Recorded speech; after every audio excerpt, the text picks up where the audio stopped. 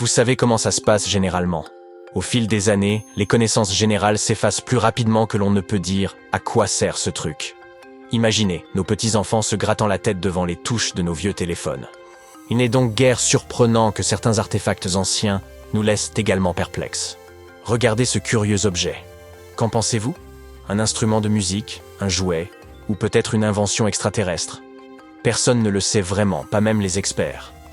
Ce petit objet est un dodécaèdre romain, découvert par des archéologues amateurs près de Lincoln, en Angleterre.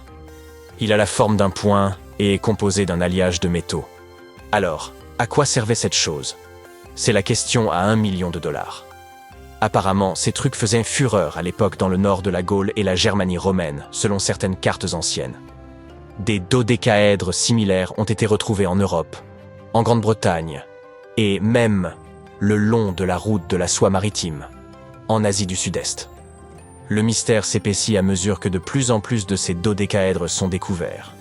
Certains contenaient de la cire, ce qui a conduit les scientifiques à penser qu'il pouvait s'agir de porte-bougies.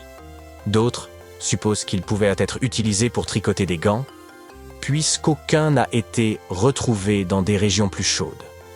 Un exemplaire découvert à Genève arbore les signes du zodiaque, ce qui a suscité quelques théories farfelues sur ses pouvoirs mystiques. Et maintenant, de nouvelles découvertes remettent tout cela en question. S'agissait-il d'un outil sacré pour les Romains? Qui sait, peut-être le premier outil multifonction, bien avant l'invention du couteau suisse. Les boules de pierre sculptées d'Écosse représentent une autre énigme historique. Remontant très probablement au néolithique tardif, environ 3000 à 2500 avant notre ère, elles sont fabriquées en divers types de pierres, allant du grès jusqu'au granit. Toutes sont de taille similaire et présentent des motifs circulaires complexes et régulièrement espacés, composés de bosses ou de pommeaux. La plupart de ces motifs comportent 6 bosses, mais leur nombre peut varier de 3 à 160. Certaines de ces boules sont plus finement ouvragées que d'autres, et quelques-unes présentent même des décorations supplémentaires. Plus de 400 boules de pierre sculptées ont été trouvées principalement en Écosse, bien que certaines aient également été découvertes dans le nord de l'Angleterre et en Irlande. Ces boules de pierre ne montrent généralement pas de signes d'usure ou de dommages, et aucun indice ne permet de déterminer leur fonction. La plupart des experts s'accordent à dire qu'elles n'étaient pas des outils pratiques, mais avaient une importance symbolique ou sociale, probablement un signe extérieur de prestige au sein de leur communauté. Les tambours de Folkton sont 3 cylindres de pierre datant du néolithique britannique, découverts à la fin du XIXe siècle dans un tumulus funéraire de l'East Yorkshire. Aucun objet préhistorique semblable n'a jamais été trouvé ailleurs dans les îles britanniques. Chaque tambour est décoré de motifs uniques qui en recouvrent les côtés et les sommets bombés. Ces ornements sont principalement géométriques, disposés en panneaux, et des visages humains stylisés sont reproduits sur 2 des tambours. Des études récentes, exploitant de nouvelles technologies, ont révélé que ces motifs avaient été sculptés et resculptés au fil du temps. Une équipe d'experts a également analysé la composition des tambours, révélant qu'ils étaient faits de craie locale. À l'âge du bronze tardif en Europe, bien avant que les pièces de monnaie ne soient répandues, des objets métalliques finement travaillés servaient de richesse portative et de signes extérieurs de prestige. Partout sur le continent, les archéologues ont découvert une grande variété d'artefacts, allant de parures en or portées par les élites à de grands chaudrons en bronze utilisés lors des banquets. Parmi ces objets, on trouve de magnifiques anneaux d'or ouvragés, découverts au pays de Galles. Connus sous le nom de lock rings, ils pourraient avoir servi à retenir les cheveux.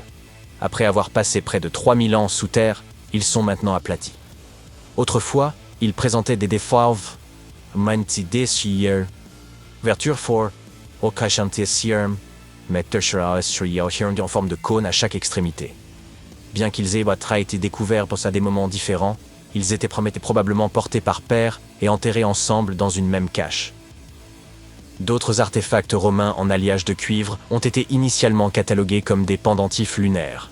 Cependant, lors d'une réévaluation récente, des experts ont découvert que ces objets étaient en réalité de petits ensembles de mortiers et pilons, servant à broyer des cosmétiques. Ces récipients étaient utilisés pour pulvériser les minéraux destinés au maquillage, et spécifiquement conçus pour appliquer du kohl et de l'ombre à paupières. Ils avaient été à tort pris pour des pendentifs en raison des boucles de suspension qui permettèrent de les porter autour du cou. Ces ensembles cosmétiques, datant du 1er siècle de notre ère, sont uniques à la Grande-Bretagne. Ils témoignent de l'influence des cosmétiques importés et des tendances esthétiques en provenance de la Méditerranée et des provinces romaines, à commencer par l'Égypte.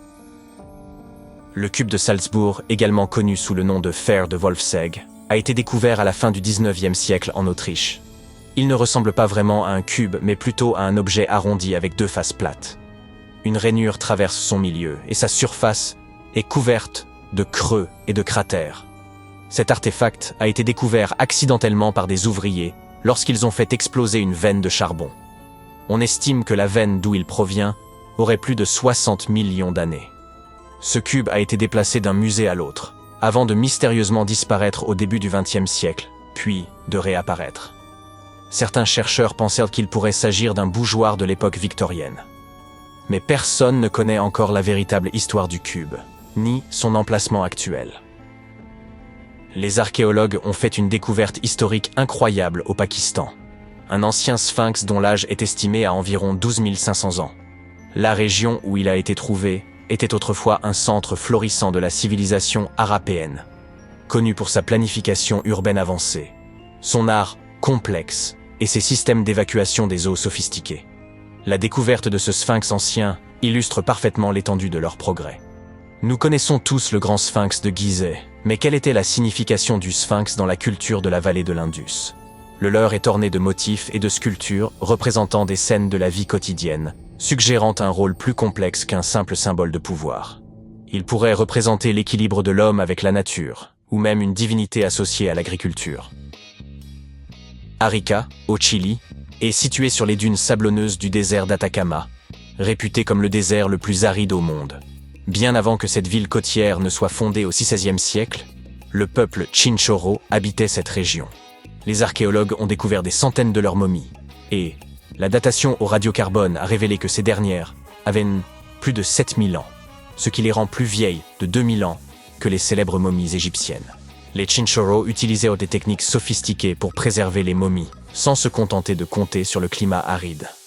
Contrairement aux Égyptiens, ils ne momifièrent pas seulement les membres de l'élite, mais tous les individus, indépendamment de leur âge ou de leur rang social. Les habitants de l'actuel Arica sont tellement habitués à découvrir des momies dans leur jardin qu'ils ne trouvent pas étrange de vivre parmi elles. En hiver 1850, une violente tempête accompagnée de marées exceptionnellement hautes a frappé la côte ouest de l'archipel des Orcades, en Écosse. Le vent et les vagues ont arraché la tourbe qui recouvrait un monticule, révélant des structures de pierre en dessous. Un géologue amateur a donc décidé d'excaver le village de Skara Brae, qu'il croyait dater de l'âge du fer, soit de 500 avant à 500 après notre ère. Il est parvenu à mettre au jour les vestiges de 4 maisons et de nombreux artefacts provenant de 2 villages. Ceux-ci avaient été ensevelis sous le sable, ce qui a permis une conservation exceptionnelle. La datation au carbone n'existait pas encore à l'époque, ce qui rendait difficile la détermination de l'âge exact de ces villages. Presque un siècle plus tard, grâce aux nouvelles technologies, les chercheurs ont finalement pu établir que ce site datait du néolithique, de 3100 J.I.C. à 2500 J.I.C. On peut encore y voir des meubles taillés dans la pierre et des lits préhistoriques. Les archéologues et les historiens travaillant sur la célèbre armée de terre cuite pensent qu'elle pourrait avoir été inspirée par les sculptures grecques anciennes. Cela indiquerait un contact culturel entre l'Orient et l'Occident bien plus tôt que nous ne le pensions. Bien avant l'établissement de la route de la soie.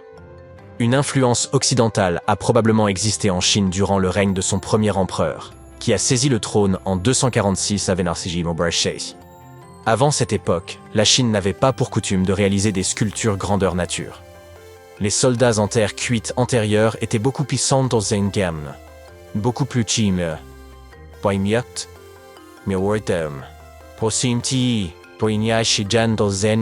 mesurant moins de 25 cm de haut. Des artistes grecs auraient ainsi pu être présents pour partager leurs connaissances avec les sculpteurs chinois.